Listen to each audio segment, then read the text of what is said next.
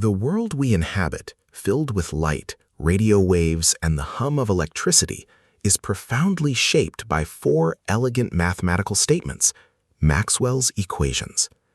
These aren't just abstract formulas, they are the fundamental laws that unify electricity and magnetism, revealing them as two facets of a single electromagnetic force. Understanding them geometrically offers a deeply intuitive grasp of how electric and magnetic fields behave and interact. Before diving into the equations, let's visualize fields. Imagine electric fields as invisible lines emanating from positive charges and terminating on negative charges, indicating the direction a positive test charge would move. Magnetic fields, similarly, are represented by lines, but these lines always form continuous loops, never starting or ending. This visual language is crucial for grasping Maxwell's insights. Our first equation is Gauss's law for electricity. Divergence of E equals rho over epsilon naught.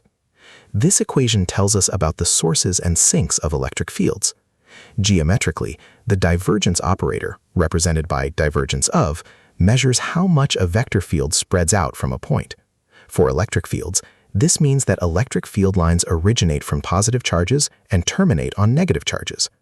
If you enclose a positive charge with an imaginary closed surface, more electric field lines will point outwards than inwards, resulting in a net outward flux. Conversely, a negative charge yields a net inward flux. No charge means zero net flux. Visualize a balloon enclosing a tiny charged particle. The electric field piercing the balloon's surface, summed over the entire surface, is directly proportional to the charge inside. This is the geometric heart of Gauss's law for electricity. The number of field lines passing through any closed surface is proportional to the total electric charge enclosed within it. If no charge is inside, the net number of lines entering equals the number leaving. Next, Gauss's law for magnetism states, divergence of B equals zero. This equation is a powerful statement about the nature of magnetic fields. There are no magnetic monopoles. Unlike electric charges, which can exist as isolated positive or negative entities, magnetic poles always come in pairs, north and south. You can never find a north pole without an accompanying south pole. Geometrically, del dot B equals zero means that magnetic field lines never begin or end. Instead, they always form continuous closed loops. If you imagine any closed surface in space, the number of magnetic field lines entering that surface will always be exactly equal to the number of lines leaving it. There are no sources or sinks for magnetic fields. They simply loop through space. Our third equation is Faraday's law of induction. Del dot E equals negative del B over del T. This describes how a changing magnetic field creates an electric field. The curl operator, del dot E, measures how much a vector field circulates around a point.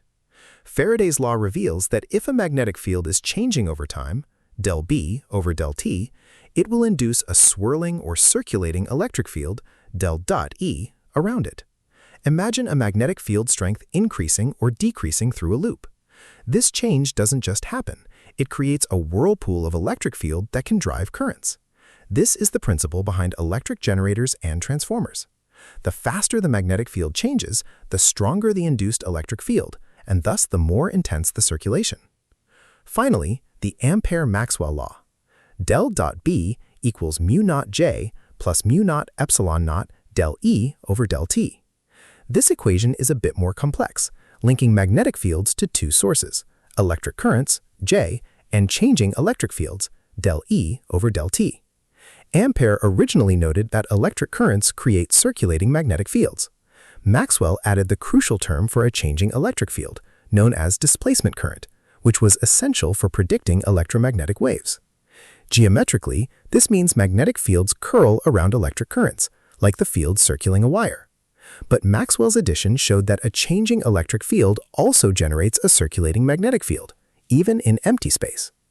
This reciprocal dance between changing electric and magnetic fields is what allows electromagnetic waves, like light, to propagate through the vacuum of space, uniting electricity, magnetism, and light into one grand theory.